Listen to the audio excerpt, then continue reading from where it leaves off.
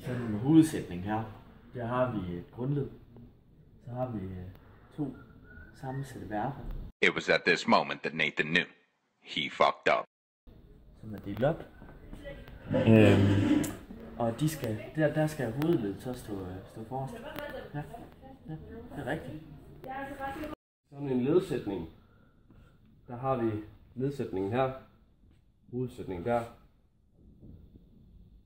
Og der propper man simpelthen det sammensatte verbum til sidst.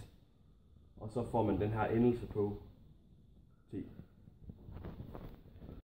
I sådan en PPP her, der sætter man G ind midt i dette ord, og så sætter man en endelse på, der hedder EM.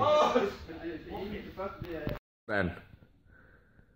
Ved infinitiv, der skal det sammensatte verbum stå til sidst. Og så indsætter man su imellem verberne, eller verbet, ind i verbet. Sådan er det. Ja. Tada!